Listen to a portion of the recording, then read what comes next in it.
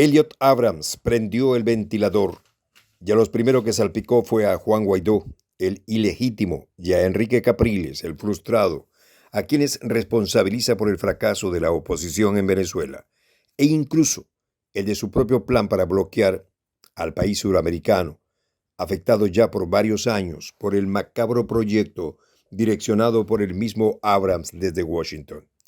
A través de este relato conoceremos las claves, el ardid de ese nefasto personaje Elliot Abrams, nombrado por el tristemente recordado Donald Trump como representante para asuntos sobre Venezuela de la Casa Blanca. Echaremos el cuento, según lo dicho por Abrams, de cómo fue el estrepitoso fracaso del intento de transición en Venezuela y a qué se debió dicha derrota. Además, de cuál fue la verdad detrás de todo esto. Los detalles de esta historia los conocerás a continuación. Quédate con nosotros.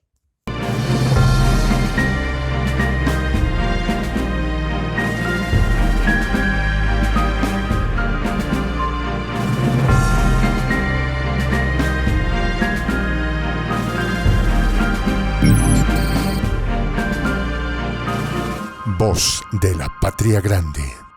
En un cuento de terror, sin tapujos y hasta meas culpas, se ha convertido la confesión del terrorífico Elliot Abrams, quien como el propio demonio soltó sapos y culebras contra los opositores venezolanos Juan Guaidó y el frustrado Enrique Capriles Radonsky, a quienes responsabiliza del fracaso del nefasto plan político-económico contra el gobierno y pueblos de Venezuela. Y es que la confesión de este personaje causa indignación. Después que en este país millones de venezolanos pasaron tantas penurias, miserias y necesidades gracias al plan de golpe y bloqueo encabezado por Elliot Abrams, nombrado por Trump como representante para asuntos sobre Venezuela de la Casa Blanca y sus secuaces. Lo que se denominó la transición en boca por la oposición venezolana, aunque estuvo muy bien planificada, no fue un plan que estuvo desde el principio muy claro, según Abrams. Por el contrario, hasta los mismos militares estadounidenses nunca estuvieron de acuerdo con ensayar algo parecido, según relató este nefasto funcionario en entrevista con el canal mayamero EBTV. Lo modular de este plan, la llamada invasión gringa en Venezuela, fue una vil mentira, según lo dijo este personaje, pues la simple amenaza del gobierno de Trump de que todo estaba listo y hasta las cartas están sobre la mesa nunca fue así. En medio de esta confesión, Abrams devela que los mismos uniformados le dijeron a Trump que no podían echarse el caso Venezuela a cuestas, más si ya tenían insuficiente contener las tropas en Irak y Afganistán, por lo que no era procedente usar también la fuerza en Venezuela. Y es que estratégicamente seguramente habría sido un error garrafal, pues la principal amenaza de China, por lo que desestimaron esta parte del proyecto y decidieron no meterse en una guerra en Latinoamérica y mucho menos en Venezuela. Lo que significa entonces que las amenazas de Trump, Guaidó, Capriles y compañía no fueron sino más que bravuconadas y patadas de ahogado para seguir incrementando la angustia, el dolor y la desesperación de un pueblo y su gobierno. Siguiendo con este relato macabro, Abrams confiesa que en el 2019 en Noruega intentó acercarse a las partes, tanto al gobierno como a la oposición venezolana, pero hubo una división de criterios entre él y John Bolton, asesor de seguridad del Departamento de Estado, quien decía que la negociación con el gobierno de Venezuela era una mala idea y demostraba debilidad. La rivalidad y la cuota de poder más el protagonismo fulminó parte de este plan ese año y terminó en nada. Abrams confesó que pensaba que las negociaciones eran una vía útil, pero al final Bolton y él fracasaron afortunadamente para Venezuela. Mención especialísima tuvo el personaje Juan Guaidó, a quien ya no reconoce ni respeta.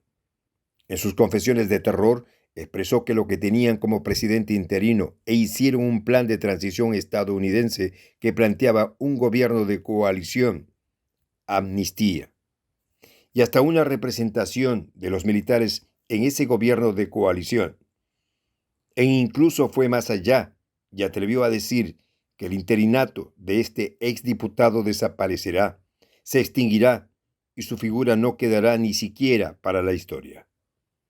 Agregó que Guaidó se fue de error en error y aunque trató de cumplir el plan al pie de la letra, le faltó chispa, contenido y argumentos para acabar con el gobierno de Maduro, que ganó en los dos procesos electorales, mientras, equivocadamente, ellos llamaban a la abstención. Sobre Capriles se destapó.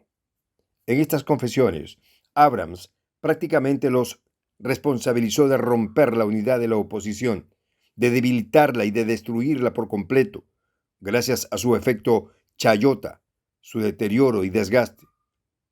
¿Quién se recuerda de Capriles?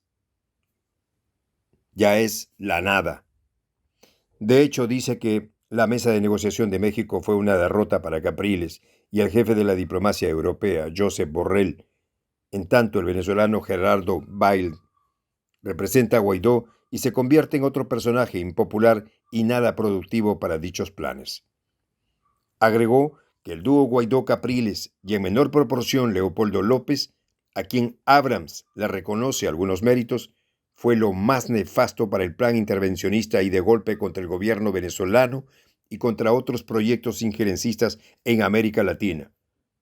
Pues cabe recordar la incidencia de los viajes de Guaidó en Colombia casi persistentemente, y las frecuentes reacciones, habladeras, conexiones de estos personajes con líderes neoliberales por el mundo, muy difundidas por medios de comunicación aliados de Washington.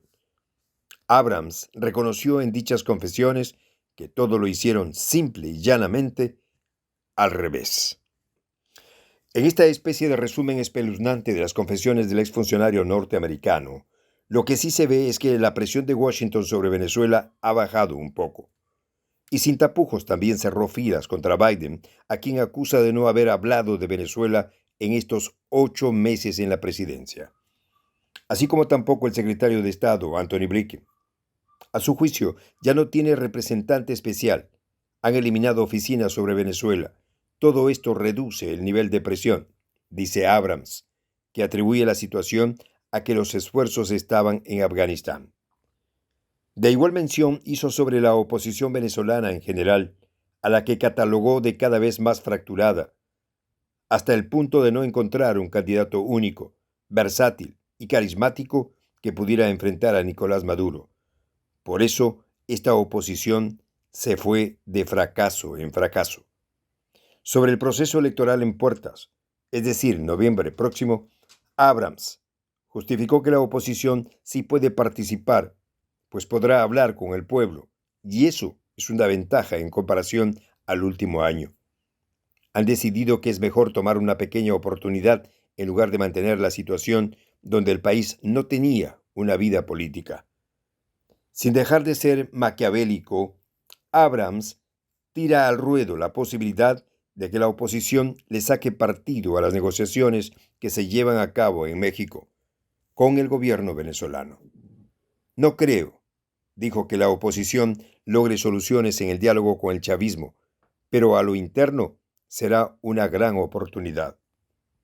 Abrams ya se sabe fuera de la política y antes del desastre que significó su gestión al frente del cargo que le dio Trump, ha decidido ventilar el porqué de su fracaso, ya que no tiene nada que perder. Esto nos permite a todos ir entendiendo con claridad su incapacidad política para imponer un gobierno en América Latina. Pero ¿cuál es el fondo de la motivación de las confesiones de Elliot Abrams? ¿La angustia, la rabia, la revancha o simplemente la impotencia y el fracaso? ¿Es el fin de Abrams? Solo el tiempo lo dirá. Soy el J, Juan José del Castillo, director del canal Prensa Alternativa. Si quieres ser parte de la comunidad de la Patria Grande, suscríbete a nuestro canal. Si es que quieres que te lleguen las notificaciones cada vez que subimos un video, activa la campanita. Si quieres apoyar a nuestro canal económicamente, puedes hacerlo a través de PayPal. El enlace está en la descripción del video. A nombre del equipo de Prensa Alternativa, me despido con esta expresión en el quechua milenario, Tupananchis Kama, cuya traducción es hasta volvernos a encontrar.